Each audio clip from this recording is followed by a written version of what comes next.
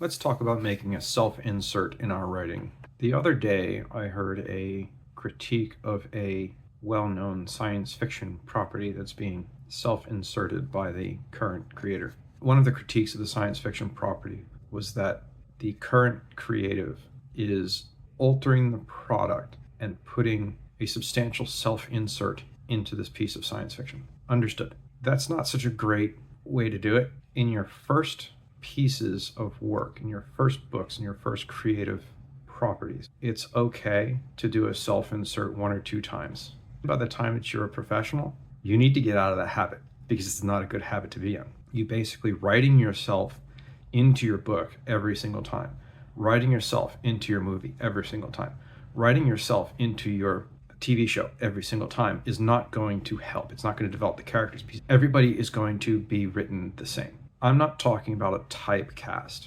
Example, Statham playing Jason Statham. When you pay for a ticket to a Jason Statham movie, you know what you're getting out of Jason Statham, especially when it is written and directed by Sylvester Stallone.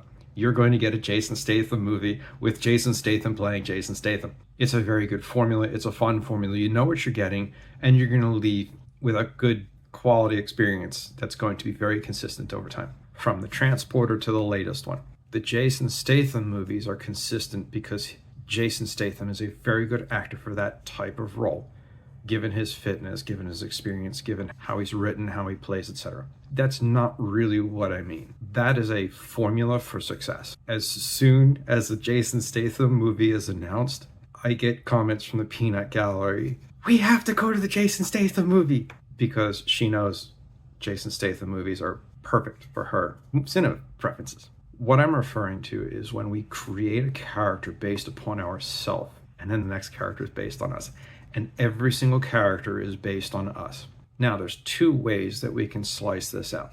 First, our experiences as a writer, our knowledge of events and skills pulled together into the story can create a very nice, believable scenario. The opposite side of the coin is when we do a total self-insert to the board, and all of our characters start to sound like the writer. An inexperienced writer is going to produce something that sounds the same. Someone who is deliberately creating a self-insert is going to create something that sounds the same. Your men are going to sound like your women are going to sound like your men.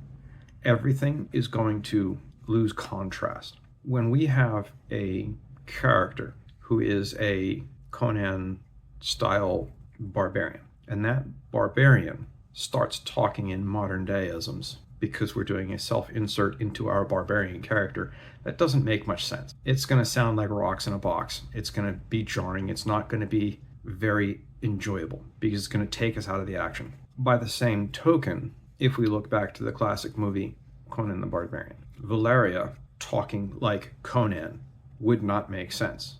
If I do a self-insert as Valeria and write her like me, it's going to sound dumb. In order to create the contrast between characters, we need the texture to change. We need the moods to change. We need our characters to interact with each other differently. When our villain is part of the family and has a deep-seated hatred of our protagonist and is struggling to hide it, that villain is going to say and do things that are different than how someone would normally act within proper society. We cannot do a self-insert into our villain and have our villain sound exactly like our female protagonist. They have to speak differently. They have to act differently. And that contrast allows us to create the differences and developments in the character. It's just good character development. On the flip side, experience helps. Personally, when I see something go boom, I can tell you what kind of boom it was. That experience is not something I would wish. There is a difference between high X and a low X explosive visually. When something burns, it burns differently. Oxygen and fuel burns as a low explosive. High explosive shreds things. The results are different and the appearance is different. A real explosion is brown and dirty. A fuel-air mix used to make the pretty orange explosions in movies is a low explosive. It's not going to produce the same effects. It's basically going to suck the air out, burn, and go out. Highly effective when you use it properly. When you're in a cave and suddenly all the air gets sucked out and then blown back in superheated, that's a bad day.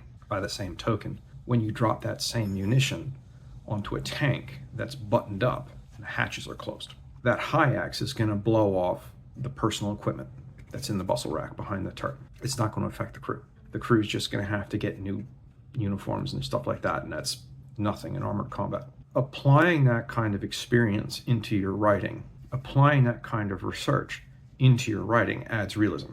When you understand that an 8-hour convoy movement is going to stop 3 times, you're going to have to put fuel into your vehicles and provide security. The tankers are going to pull up out of formation into that logger you've created. The tankers are going to roll around and fuel every single vehicle in your entire logger. One by one, every single vehicle in the unit is going to report in that they've got their fuel. And every single unit in the battalion reports that they have fuel up. You're going to just pull out of your loggerhead the same way you did pulling in, and you're going to continue your march. Or the units are going to shuffle because you're going to replace the point elements. That's going to change and add to the realism because of the experience, because of the proper research. That helps develop your story. Back to the point of putting a self-insert into our writing. Self-inserting our personalities into our writing is not necessarily a bad thing. Self-inserting to the point where it becomes redundant and we lose contrast to the characters is. When we self-insert our experience, when we self-insert our research, when we self-insert our knowledge, we can create a greater, richer, more vibrant world. As an experienced writer, we need to understand our characters are going to need differences because their motivations are going to be different. Our villain is trying to remove our protagonist from the family. That's going to change the texture of that character's interactions, especially when he's in a position of extraordinary power. As she is trying to escape and survive, her perspective is going to be different because she knows if she gets caught, she's not going to survive. The male protagonist is going to have a different perspective, especially after he's taken a fall for her. So when you're putting things together, you can incorporate your experiences, people you've met, you can incorporate things you've learned, you can incorporate pieces that you've searched as a form of self-insert. If Doug just turns around and writes 3 Dougs all interacting, it's going to sound stupid. As we continue to learn and grow and develop as writers, our self-inserts are going to become fewer and further between because we're going to learn, I can take chunks out of this person, I can take pieces out of this person, I can add this element to this person. We can mix and match those personalities.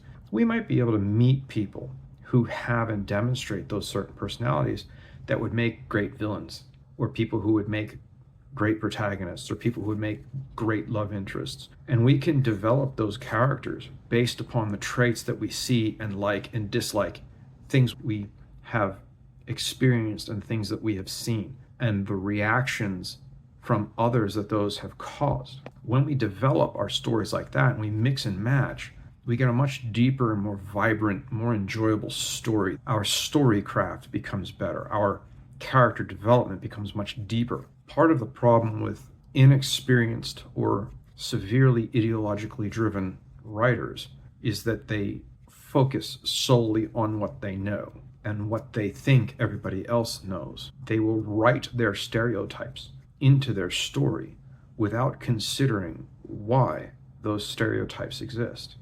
And then what happens is the character gets lost, because as you read, as you watch those stereotype characters play out, especially when it's a modern dayism, when you're trying to insert those modern dayisms into a fantasy or science fiction, every time you pull a modern dayism from your self-insert into your character, every time you hit that tripwire, it's going to yank your reader, viewer, listener out of the story. That's a jarring experience. That does not equal good storytelling.